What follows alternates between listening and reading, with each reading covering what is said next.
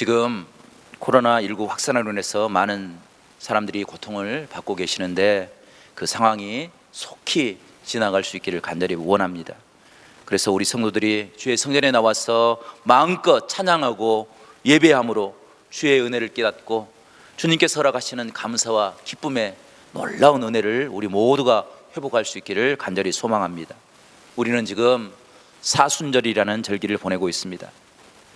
사순절의 시작은 부활주 전 6주 전부터 시작해서 제2 수요일이라는 수요일부터 주일을 제외한 40일 동안 우리가 주님과 동행하면서 절제하고 경건한 믿음의 삶을 살겠다 결단하는 그런 은혜의 절기입니다. 그런데 사순절의 절기의 의미가 무엇인지를 깨닫지 못하면 50일이나 가까운 그 시간들을, 오랜 시간들을 절제하고 훈련한다는 것이 결코 쉽지 않은 일입니다. 그 이유를 알지 못하면 때로는 그 시간들이 무의미해질 수 있습니다. 오랜 시간 결단과 훈련을 한다는 것, 그것이 힘들고 어려운 시간이 될 수 있습니다.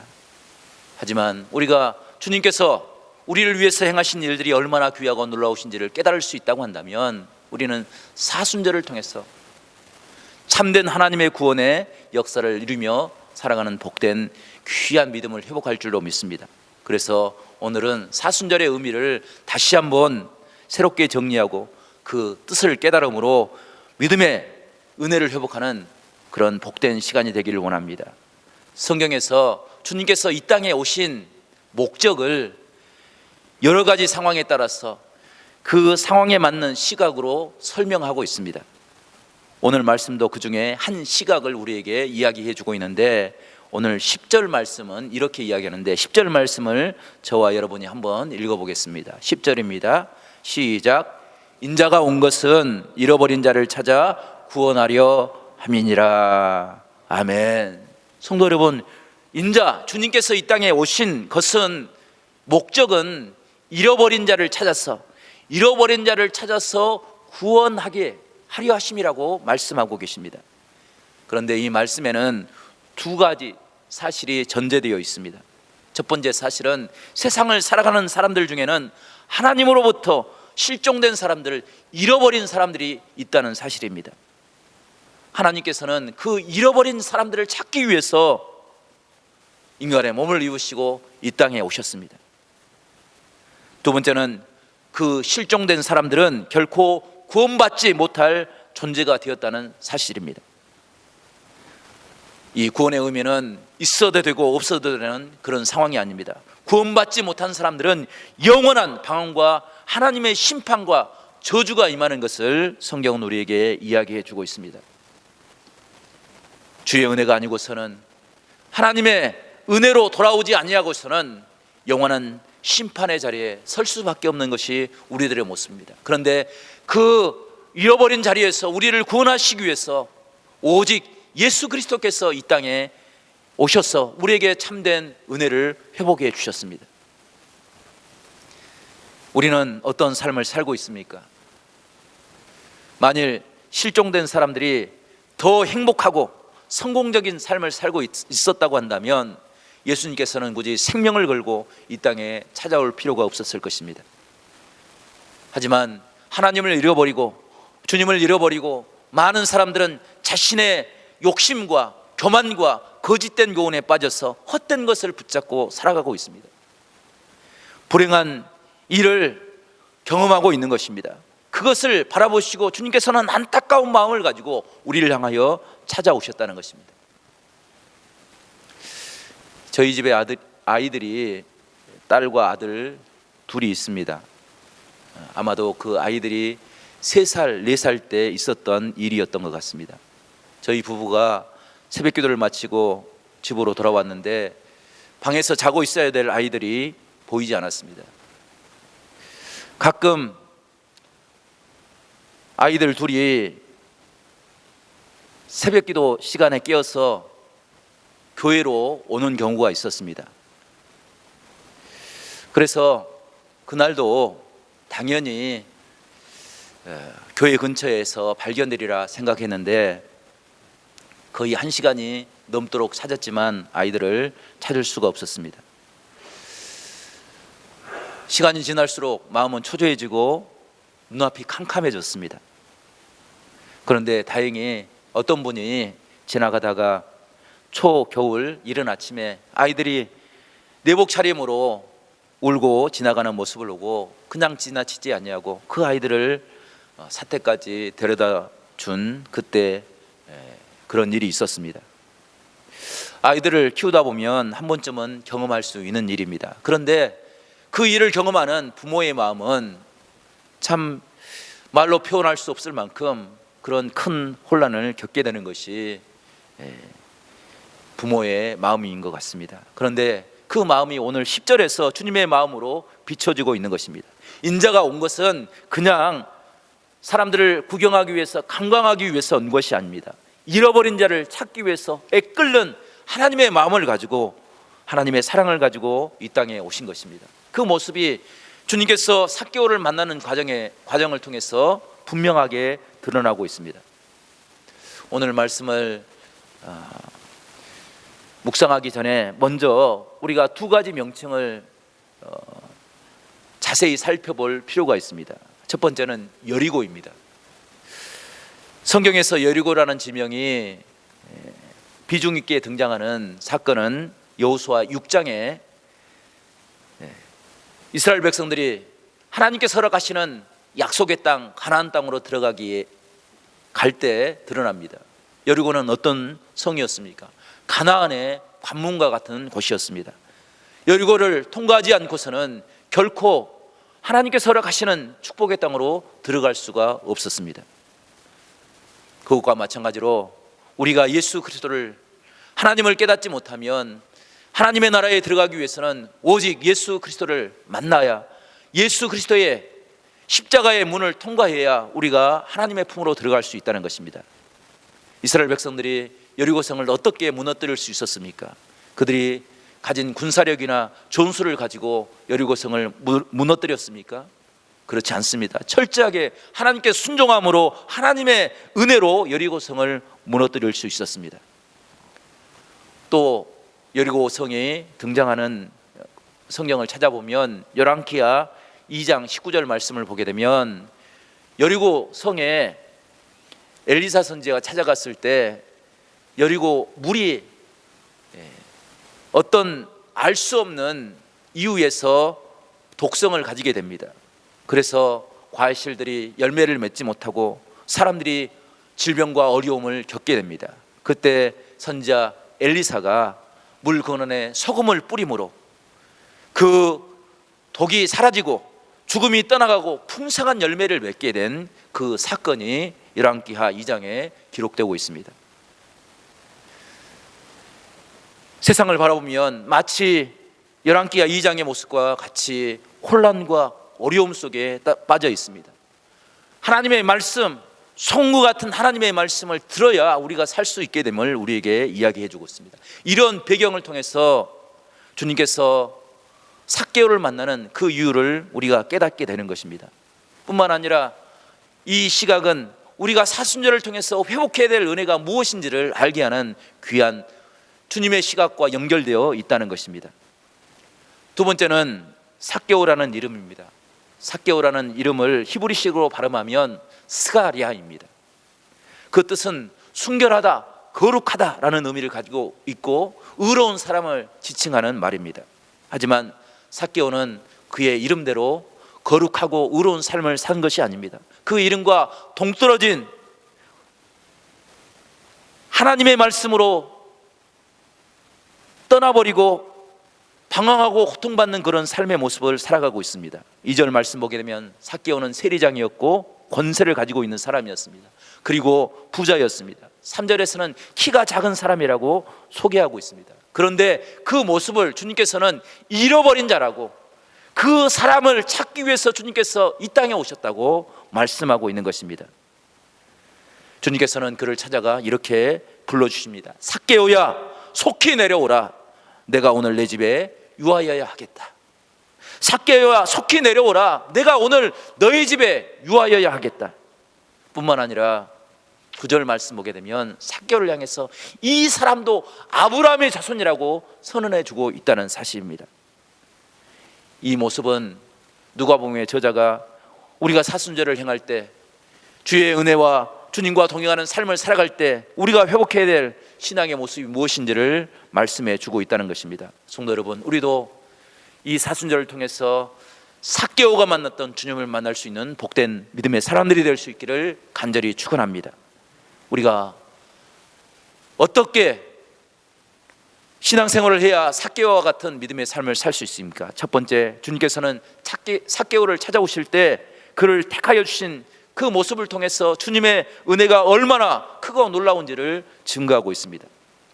주님께서는 돌 무화과 나무 위에 올라가 있는 삭개오를 찾아가십니다. 그리고 그를 불러주십니다. 그런데 우리는 그 상황을 그냥 삭개오가 돌 무화과 나무에 올라갔구나 라고 지나쳐 버릴 수가 있는데, 그 상황을 우리가 깊게 묵상해 볼 필요가 있습니다. 성도 여러분, 주님께서는 왜 돌 무화과 나무에 있는 삭개오를 만나 주신 것입니까? 주님의 능력이라고 한다면, 주님의 지혜라고 한다면 삭개오를 돌 무화과 나무가 아니라 그의 집을 찾아가 주셔서 만나 주시는 것, 그것이 훨씬 더 큰 은혜가 될 수 있었을 것입니다. 그런데 주님께서는 굳이 돌 무화과 나무에 있는 삭개오의 이름을 불러주셨습니다. 거기에는 특별한 이유가 있다는 것입니다. 지금 돌 무화과 나무 위에 올라간 삭개오 모습, 그 모습이 삭개오의 현주소라는 사실을 이야기해 주기 위해서입니다. 성도 여러분, 삭개오가 어떤 사람이었습니까? 그는 부자였고 세리장이었고 권세가 있는 사람이었습니다. 물질도 풍부했습니다. 아무도 무시할 수 없는 그런 힘을 가지고 있었습니다. 그런데 누구도 삭개오의 그 가진 것을, 그가 가진 힘을 인정해 주지 않았습니다. 오히려 그를 비난하였던 것입니다. 왜냐하면 그가 가지고 있는 힘은 참된 힘이 아니었습니다. 그가 가지고 있는 힘은 잘못된 힘에 빌붙어서 겨우 얻는 그런 거짓되고 위선된 힘이었습니다. 그는 힘을 가지고 있었지만, 많은 물질을 가지고 있었지만 더 큰 불행의 나락으로 빠지고 있는 것입니다. 오히려 무시당하고 멸시를 받는 그런 존재로 전락하고 말았습니다. 많은 사람들이 그를 인정해 주지 않았습니다.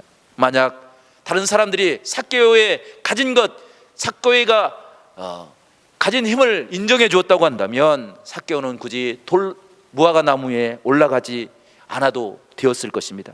가장 좋은 자리에서 다른 사람들의 양보를 받아서 주님이 지나가는 모습을 구경할 수 있었을 것입니다. 그런데 삭개오가 가진 것, 삭개오가 가진 힘, 그 모든 것들, 그것이 헛된 것이었기에 그는 무화과 나무 위로 올라가야만 했습니다. 그런데 그 모습을 주님께서는 불쌍히 여기시고 그를 찾아오셔서 그를 불러주신 것입니다. 삭개오야 부르실 때 주님께서 삭개오의 이름을 부른다는 것은 그냥 지나가는 사람 이름 부르는 것 같은 그런 의미가 아닙니다. 그가 세리장이었기에 그의 모습이 내국노와 같은 모습을 가지고 있었기에 주님이 그의 이름을 부르는 것은 많은 사람들에게 비난과 비웃음을 살 수 있는 그런 이유였습니다. 오늘 7절에도 보게 되면 예수님께서 삭개오의 집에 들어갔을 때 사람들이 수군거렸던 것을 기록하고 있습니다. 그런데 그런 것들을 감리하시고 주님께서는 삭개오를 찾아오셔서 삭개오의 상황과 또 그가 처한 상황과 상관없이 그의 이름을 불러주셨기에 삭개오는 무릎을 꿇고 회개하고 돌이켜서 하나님의 은혜를 깨닫게 되었던 것입니다. 이것이 삭개오가 깨닫은 은혜였고 감격인 것입니다. 삭개오는 그의 이름을 불러주지 않고 주님께서 눈빛만 마주쳐 주어도 그것이 감격이었고 축복이었을 것입니다. 그런데 삭개오에 올라갔던 무화과 나무 아래까지 찾아오셔서 그의 이름을 불러주셨기에 그는 하나님의 놀라운 은혜를 고백하고 하나님의 백성으로 다시 설 수 있는 그런 은혜의 자리에 설 수 있게 된 것입니다. 성도 여러분, 우리가 어떤 상황에 있든지 간에 주님께서는 우리를 찾아오시는 은혜의 하나님인 줄로 믿습니다. 우리의 상황에 상관없이 주님께서는 우리를 사랑하심으로 우리를 찾아오셔서 우리의 이름을 불러주실 것을 우리에게 이야기해 주고 있다는 것입니다. 저는 이 삭개오의 이야기를 읽을 때마다 찬송가 214장이 생각이 납니다. 나 주의 도움 받고자 주 예수님께 빕니다. 그 구원 허락하시사 날 받아 주소서. 내 모습 이대로 주 받아 주소서. 날 위해 돌아가신 주 날 받아 주소서. 우리 3절 같이 찬양하겠습니다. 내 힘과 결심 약하여 늘 깨어지기 쉬우니 주 이름으로 구원해 날 받아 주소. 아멘. 주여 내 모습 이대로 주 받아 주소서. 날 위해 돌아가신 주 날 받아 주소서. 내 모습 이대로. 아멘. 주여 주 받아 주소서. 날 위해 돌아가신 주 날 받아 주소서. 아멘. 성도 여러분, 주님께서 우리에게 원하시는 모습은 어떤 모습일까요? 우리가 성자처럼 거룩한 삶의 모습을 가질 때 주님께서 우리를 찾아오시는 것입니까? 탤런트처럼 아름답게 꾸며질 때 세상 사람들이 예쁘다고 아름답다고 칭찬할 만한 그 모습을 이룰 때, 그때 주님께서 우리를 찾아오시는 것입니까? 오늘 찬양은 그런 모습이 아니라, 꾸며진 모습이 아니라 내 모습 이대로 주님께서 우리를 사랑해 주시고 우리를 찾아오셔서 우리를 구원해 주신다 말씀하고 계십니다. 성도 여러분, 주의 성전에 올 때마다 우리의 모습 이대로를 사랑하시는 주님의 은혜를 우리 모두가 깨달을 수 있기를 간절히 축원합니다. 찬송가 214장에는 이런 이야기가 숨어져 있습니다. 스코틀랜드 어느 도시에서 작곡가 생키 목사님이 무디 목사님의 부흥회를 돕고 있을 때였습니다. 그때 한 소녀가 무디 목사님 부흥회에 참석을 하였습니다. 그 은혜가 얼마나 크고 놀라웠던지 그 말씀을 붙잡고 나도 하나님의 구원의 백성이 되어야 되겠다, 이런 생각을 갖게 되었습니다. 구원의 확신을 갖기 위해서 여러 가지 말씀을 또 상담을 갖게 되었습니다. 그 소녀가 출석하는 목사님을 찾아가서 어떻게 하여야 구원의 확신을 얻을까 물어보았습니다. 목사님이 나름대로 열심히 설명을 해 주었지만 그 영적인 갈등은 해소되지 못했습니다. 그때 목사님께서 이사야서 53장을 깊이 묵상하고 깊이 그 말씀을 읽어보라고 권고해 주었습니다. 그런데 불행하게도 이 소녀는 가정의 불우한 형편 때문에 글을 배우지 못했습니다. 성경을 읽을 줄도, 하나님 앞에 엎드려 기도할 줄도 알지 못하는 그런 정말로 불쌍한 모습을 가지고 있었습니다. 그럼에도 불구하고 그 소녀에게는 예수 그리스도를 향한 뜨거운 간절함이 있었습니다. 그가 방황하다가 다시 목사님께 찾아갔습니다. 그리고 목사님에게 이렇게 고백했습니다. 주님께서는 제가 부족한 모습을 가지고 있다 할지라도 내 모습 이대로를 사랑하여 주시고 내 모습 이대로를 받아 주실 것을 믿습니다 라고 고백하며 부르짖을 때 그의 마음속에 성령의 감동함이 찾아왔습니다. 그리고 그의 마음속에 구원의 확신을 체험할 수 있었습니다. 이 소식을 들은 모디 목사님은 부흥회를 인도할 때마다 늘 이 소녀의 이야기를 간증으로 자주 말씀하셨다는 거죠. 그 소녀는 그 간절함 때문에 배움이 아니라 그를 읽지 못하는 그런 무지함 속에서도 예수 그리스도를 만남으로 구원을 받은 백성이 되었다라고 그 간증의 이야기를 들려주었다고 합니다. 이 이야기를 듣고 생키 목사님이 해밀턴 시에 곡을 붙여서 찬양을 만든 것이 오늘 214장의 찬양입니다. 내 모습 이대로, 내 모습 이대로 주님 받아 주시옵소서. 날 위해 돌아가신 주 날 받으시옵소서라고 찬양을 하고 있는 것입니다. 성도 여러분, 우리도 주의 성전에 올 때마다 내 모습 이대로를 주님께 올려드릴 수 있기를 바랍니다. 그리고 주님을 깨닫고 주의 은혜를 다시 한번 회복할 수 있는 복된 믿음의 사람들이 될 수 있기를 간절히 축원합니다. 두 번째로 오늘 본문을 통해서 주님께서는 삭개오의 변화된 모습을 우리에게 증거해 주고 있습니다.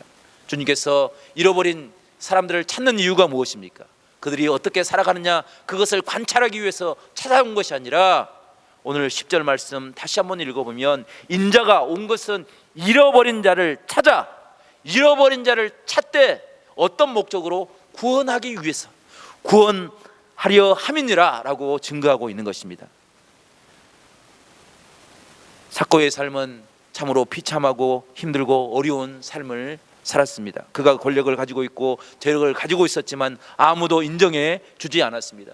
삭개오의 삶은 마치 추운 겨울과 같은 삶을 살았습니다. 아무도 삭개오의 집을 방문하지 않았습니다. 길을 갈 때 들려오는 소리는 삭개오의 자존감을 무너뜨리는 그런 아픈 가시와 같은 소리였습니다. 그가 돌 감람나무에 올라갔던 이유도 거기에 있었습니다. 그가 어린이였고 부자였고 세리장 힘을 가지고 있는 사람이었지만 그 모든 것들이 아무런 의미가 없었습니다. 그에게는 더 큰 아픔과 고통만이 있었습니다. 그것을 해결받기 위해서, 그것을 해결하신 분이 주님이라는 사실을 깨닫고 그는 돌 감람나무 위로 올라갈 수밖에 없었다는 것입니다.